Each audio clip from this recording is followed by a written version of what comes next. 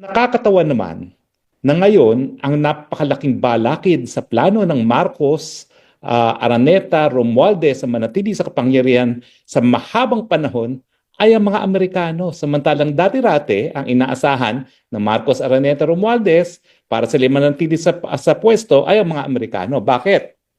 Well, siyempre, alam na natin yan. No? Ginagamit ng Marcos, Araneta, Romualdez ang problema kuno sa China para makakuha ng suporta sa Amerika. At siyempre, si Biden naman, ironclad at ilang beses na imbita kinausap si Bongbong Marcos Jr. para sabihin, talagang re-resbakan namin kayo. Dumating ngayon ng Trump, nagbago ng foreign policy. Ang sabi niya, America first. Wala akong pakialam sa inyong lahat. Kayong NATO na matagal nang sinusuportahan ng mga Amerikano, ay magbayad kayo kung gusto niyo magkaroon ng seguridad ang inyong kontinente. No? Pero tapos na maliligayang araw na mga Amerikano nagbabayad para sa seguridad ng Europe. At siyempre, bagamat wala pa siyang sinasabi tungkol dito sa South China Sea, anong ginawa niya? Abay, ang unang-una niyang tinawagan sa lahat ng mga leaders ng daigdig nung siya'y nanalo ay si President Xi ng China. Inimbita niya sa kanyang inauguration at hindi nakarating, nagpadala naman ng Vice President. No? At hindi lang yan, talagang sinabi niya na ang unang bansang bibisitahin niya ay ang China. Alam mo, walang pagkakaiba yan doon sa naging pulisiya ni Presidente Duterte na tinuring niya na pinaka-importanting bilateral partner ang China. Ay bakit naman hindi? Mantakin nyo, pinakamaraming populasyon, ibig sabihin, napakalaking merkado. Tapos, hindi lang merkadong mahihirap, mayayaman. So kung ang pakay ng iyong panglabas na relasyon ay para mas maraming pagkain sa hapagkainan ng iyong mga mamamayan, talagang kakaiganin mo ang mga China. Hindi lang dahil marami kang mabebenta sa kanila, kung hindi, napakadami ngayong may kayang mga Chino na bumabiyahe. Kaya nga kita nyo yung pinost ko sa Facebook, nakakahiya. Ang Thailand, 35 million na turista, 6 million galing sa China. Ang Pilipinas, 5,300,000 galing sa China. Ang number 2 ay 28 million Malaysia. Karamihan mga Chino rin. Ay nako, kailangan gumising na talaga tayo. No? Na kinakailangan makinabang din tayo sa bagong kayamanan ng China. Pero ngayon, hayaan yung tutukan ko ang dalawang napakalaking balakid sa Marcos, Araneta, Romualdez na plano na patumbahin ang mga Duterte para sila manatili sa kapangyarihan ng forever. Ano to? Well, una-una, bago pa pumutok ang Marcos versus Duterte, no? Bago pa pumutok yung tambaluslos, nagkaroon na ako ng obserbasyon na para bagang nagbabago ng tono ang Marcos Jr. pagdating dun sa issue kung susurrender ba ang Presidente Duterte sa ICC. Nagpunta ako doon Agosto ng 2022 sa Malacanang at naniwala naman siya sa sinabi ko na labag sa soberenya kapag sinurrender ang pagkatao ni Presidente Duterte kasi hindi na tayo miyembro ng ICC. At nakasaad mismo doon sa Rome Statute ng ICC na bagamat po pwedeng magpatuloy ng investigasyon ang prosecutor, dapat gawin niya ito doon sa isang taon matapos mag-deposit ng instrument of withdrawal ng isang bayan at meron ng Burundo decision tungkol dito, no? Na dahil yung pag-iimbestiga ng prosecutor ay nasimulan doon sa loob ng isang taon, matapos bumitiw ang Burundi, pwede magtuloy ang investigasyon. Pero pagdating sa Pilipinas, tapos na isang taon na yun Sa pangalawang taon na nagsimula ng investigasyon ng prosecutor, kaya ang ating paninindigan, hindi na pwede magkaroon ng investigasyon. Unang-una na bago yan, hindi ako nagkakamali, kung Agosto, ako'y naimbita sa Malacanang para nga konsultahin tungkol sa bagay neto, bandang Setyembre, nagpa-interview na ang Secretary of Justice, Boying Rimulya, at sinasabi niya na kinakailangan makipagtulungan sa ICC dahil tayo'y kasapi sa Interpol. Alam nyo, mali ang ganyang reasoning. Kasi ang Interpol naman, hindi naman niya estado na may kapangyarihan na pumasok sa kasunduan. Ang Interpol ay patutupad lang niya yung mga warrants and orders ng ICC pero walang sariling taong Interpol. Ang Interpol ay aasa pa rin sa pulis Pilipino dahil walang pulis mismo ang Interpol. Yan ay kasunduan na makikipagtulungan. Pero kung ang basehan nga ay ICC at wala nang jurisdiction ng ICC, bakit man tayo makikipagtulungan? Pero bago pa pumutok ang tambaluslos issue, nagkaroon na ng about face ang Marcos administration tungkol dito. At yan yung unang-unang sinyalis sa akin na talagang, oops, biski wala pang gulo nun, talagang ang Marcos gustong burahin ng Duterte dahil sila'y balakid sa kanilang plano na manatili na naman siguro for at least another 20 years kasi tagal ng kanyang ama. Ano ngayon ang balakid sa plano niya? Ayun, ang President Trump nag-issue ng executive order na unang-una nag-i-impose ng economic sanctions sa ICC. Ano ibig sabihin niyan? Frozen ang SWIFT account ng ICC.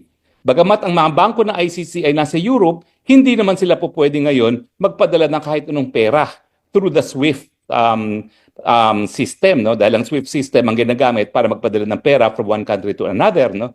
So lagot, wala nang pondo ang ICC para magpadala ng pera from one jurisdiction to another. Paano sila ngayon magpopondo ng kanilang mga investigador para pumunta ng Pilipinas? Ubus ng pera nila. Bukod pa dyan, binigyan din ng sanctions. Hindi makakapasok ang mga opisyalis ng ICC. So paano ngayon makakabiyahe freely ang mga tao ng ICC? Inaabangan sila ng mga Amerikano, no? At hindi pa yan. Sinabi pa ni President Trump, lahat ng mga tao na makipagtulungan sa ICC, gaya ni Leila de Lima, isa-sanction din ng Amerika. President Trump, pakisanction na si Leila de Lima dahil siya talaga nakipagtulungan at saka si Trini Ling sa ICC. Papadala namin lahat ng address nila at mga detalye sa inyo nang yan ay masanction nyo na. So bagamat gustong-gusto talaga burahin ng Marcos, Araneta, Romualdez ang Duterte sa pamamagitan ng pagsusurrender kay Presidente Duterte sa ICC, bokya sila dahil kay President Trump. So, nawala na yung banta ng ICC sa pagkatao ni dating Presidente Rodrigo Roa Duterte. Napakalaking balakid sa plano ng mga Marcos, Araneta, Romualdez na manatili forever. Sabi naman natin sa kanila walang forever. Pangalawang balakid, siyempre ginagamit nila yung China card. Iyak na iyak ngayon ang Pilipinas. Ano nang nangyayari? Walang sagot ang Trump. Ang sumasagot si Rubio, yung kanyang Secretary of State na Secretary of Foreign Affairs yun, ang tawag sa kanila Secretary of State. Pero pansinin nyo, kinontra ni Rubio ang paninindigan ni Trump pagdating doon sa ironclad defense ng Amerika sa NATO. Inulit ni Rubio na we will stand by you. Our commitment to NATO is ironclad. Binawi ni Trump. Kasi nga, ba't ka magbibigay ng ironclad protection sa Europa? Mayayaman naman yung mga hinayupaks na yan. Hayaan mo silang gumastos para sa sarili nilang seguridad. At tignan nyo ngayon ang nangyayari sa Ukraine. Ang ginawa ng President Trump, tinawagan si President Putin at nagkasundo sila na magkakaroon na talaga ng tigil putukan dyan sa Ukraine.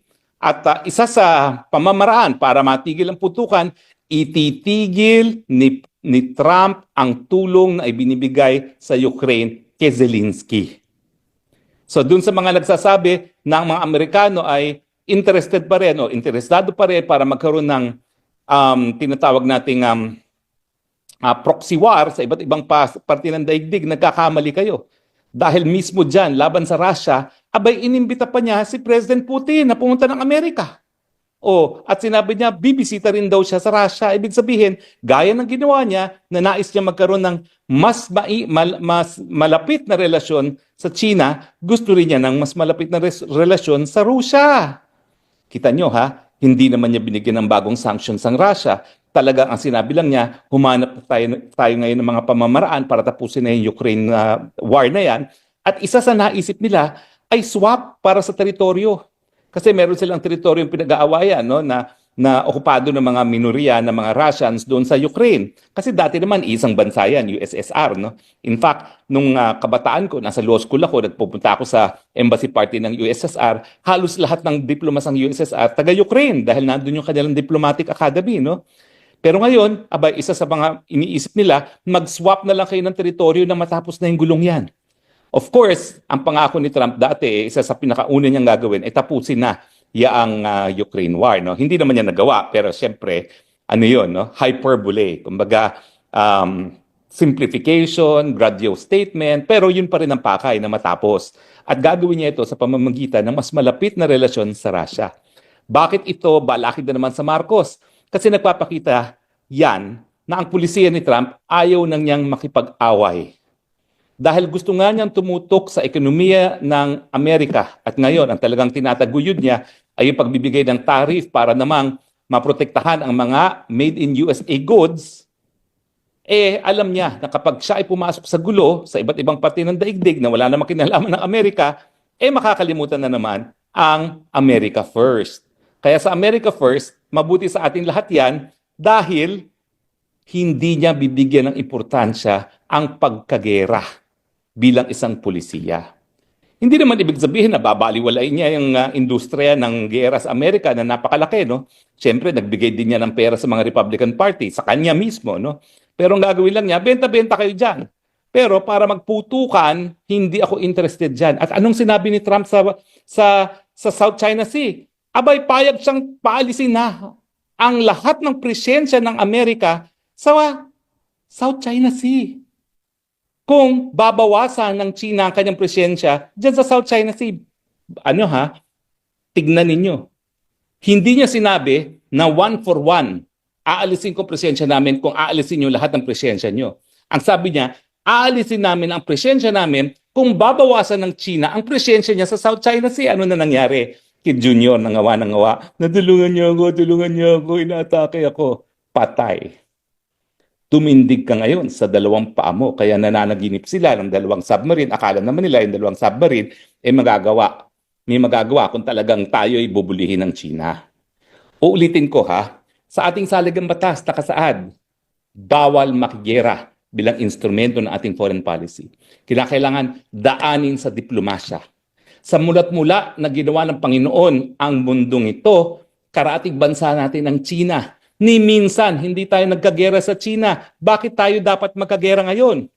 Dahil linalabanan natin ang China, di tayo nakikinabang sa kapital na dinadala ng China ngayon sa mga bansang Thailand, Malaysia, Indonesia, and Vietnam.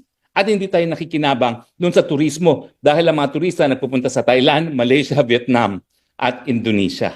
At pati Laos, naunahan na tayo dahil mas maraming mga Chino rin ngayon na nagpupunta doon sa Laos. So gumising na tayo. Ang administrasyon ng PBBM, hindi ka po pwedeng manatili sa kapangyarihan dahil lamang sa Amerikano. Dahil wala nang basehan ngayon para suportahan siya ng Amerikano. Alam siguro ng Amerikano na may duda sila sa pag-iisip ngayon ni Junior, no? Kaya kinakailangan mag-hair follicle test na dahil kinakailangan niyang makonvince si Trump na hindi siya gumagamit ng droga. Mantakin mo, kaibigan niyang matalik si President Duterte, dating Presidente Duterte. Kanina na naman sa PDP Labian, sinabi, gumagamit ang droga ang presidente natin ngayon. At hindi lang cocaine, mas matindi pa ang sinabi ng presidente ngayon. Heroin! Aba, yung cocaine kasi, yun ang paborito ng mga alta. Ewan ko naman bakit heroin ngayon ang sinabi ng ating dating Presidente Rodrigo Roa Duterte. No? Pero alam nyo kasi, pag ikay naging presidente, lahat ng intel meron ka. Kaya nga, pati dun sa mga desisyon, kung mayroong sapat na basehan ng martial law, pinagbibigyan ng hukuman ng presidente kasi siya yung may access sa impormasyon na hindi natin na nalaman dahil hindi siya available sa presidente at sa mga ordinaryong mamamayan. Available lang siya sa presidente. So ito yung mga dalawang bagay na ngayon at pinakamalaking balakid dun sa plano ni Junior, ni Tambaluslos at ni Butod na mawala ng mga Duterte. Burado na ang ICC bilang banta sa pagkatao ni Duterte. Burado na ang banta sa Pilipinas di umano galing sa China bilang basehan para masuportahan ang kaduda-duda ang administrasyon ni Marcos Jr. dahil hindi nga tayo sigurado kung siya ay nasa tamang pag-iisip. Anong leksyon? Bilog ang mundo. Nung nandyan si Biden, akala ni Marcos Jr., talagang eto na naman ang forever. Dahil gaya ng kanyang ama, akala niya magagamit niya ang China bilang leverage para makuha ang suporta sa Amerika. Well, napakabilis umikot ang mundo. Na bagong pulisiya, ang importansya ngayon ng liderato ng Amerika sa ilalim ni President Trump ay ang ekonomiya ng Amerika. At hindi na sila interesado ngayon sa makialam sa gera ng ibang mga bayan. At for that, we can only thank God. Dahil ibig sabihin niyan, the future of the Marcos Jr. administration sa susunod na taon will rise and fall on his own merit at hindi na niya maaasahan ang saklolo ni Uncle Sam. Good luck, Marcos Jr. Good news to the Filipino people.